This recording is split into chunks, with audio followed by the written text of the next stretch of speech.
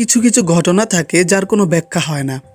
বিজ্ঞানও যার ব্যাখ্যা দিতে অক্ষম, যার ব্যাখ্যা কারো কাছে থাকে না। আপনাকে বলবো এমন এক জায়গার কথা যেটা লাখো মানুষের অগোচরে এক জীবিত খাদক, যা আজও টিকে আছে স্বমহিমায়। বলবো এমন এক পুকুরের কথা যেটা আজও টেনে নিয়ে যায় মানুষ, যেখানে আজও বলি হয় তরতাজা প্রাণ। বাংলাদেশের নারায়ণগঞ্জ জেলার রূপগঞ্জে অবস্থিত এক পুরনো জমিদার বাড়ি, মুরাপাড়া জমিদার বাড়ি। প্রায় 130 বছরের পুরনো এই স্থাপনাটি শুধু তার স্থাপত্য সৌন্দর্যের জন্য নয়, বরং তার পেছনে লুকিয়ে থাকা এক ভয়ঙ্কর রহস্যের জন্য এখন আলোচনার কেন্দ্রবিন্দু। এটা একটি পুরনো জমিদার বাড়ি যার স্থাপত্য শৈলী মানুষকে আকর্ষণ করে, আর এই আকর্ষণে মানুষ আকর্ষিত হয়। খাদক পুকুরটি যেন সেই মানুষগুলোর জন্য এক জীবন্ত দানব হিসেবে ধরা দেয়। প্রতি বছর এই বাড়ির পেছনের পুকুরে একজন করে মানুষ রহস্যজনকভাবে মারা যায়। কেউ বলে সেখানে অতৃপ্ত আত্মা আছে, কেউ বলে এটা একটা অভিশাপ। এই জমিদার বাড়ি তৈরি করেছিলেন রামরতন ব্যানার্জি 19 শতকের শেষ দিকে। বাড়িটি তৈরি হয়েছিল ইউরোপীয় স্থাপত্যের আদলে। অনেকেই মনে করেন এই বাড়ির পেছনে একসময় কোনো গোপন সুড়ঙ্গ ছিল, যা সরাসরি পুকুরের নিচে গিয়ে মিলিত হতো।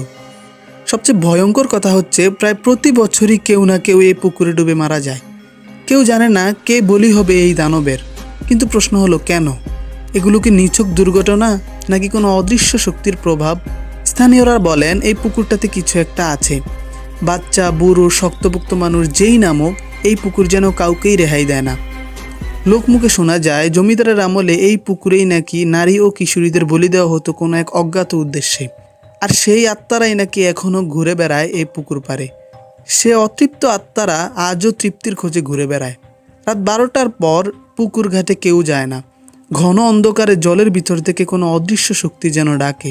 অন্যদিকে কিছু গবেষক ও ডুবুরির দল বলেন পুকুরের নিচে নাকি মারাত্মক স্লিপারি শ্যাওলা ও গভীর গর্ত আছে, যেটা মানুষকে মুহূর্তেই টেনে নিতে পারে। তবে প্রশ্ন থেকে যায়, কিভাবে এত বছর ধরে ঠিক একজন করে মানুষই মারা যায়? এই মৃত্যুর ঘটনার পর প্রশাসন কিছু পদক্ষেপ নিলেও এখন পর্যন্ত পুকুরটি সম্পূর্ণভাবে সুরক্ষিত নয়। জানেন কি, 2024 সালেও একজন কলেজ ছাত্র এই পুকুরে ডুবে মারা যায়। এমনকি 2025 সালেও একজন এই পুকুরে প্রাণ হারায়। প্রত্যক্ষদর্শীরা বলেন কি যেন এই পুকুরের নিচে থেকে মানুষকে টানে, অবশেষে নিয়ে যায় গহীন আধারের দেশে।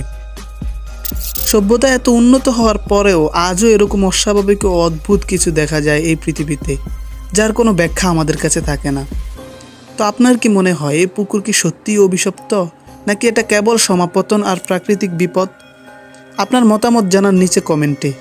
আর যদি এই ধরনের রহস্য ভালো লাগে তাহলে ডার্ক ডিকোড চ্যানেলটা সাবস্ক্রাইব করে দিন, কারণ আমরা এমন সব অজানা আর চাঞ্চল্যকর কাহিনী নিয়ে হাজির হই প্রতিবার। দেখা হচ্ছে পরবর্তী কোনো ভিডিওতে, ততক্ষণ পর্যন্ত ভালো থাকবেন। ধন্যবাদ।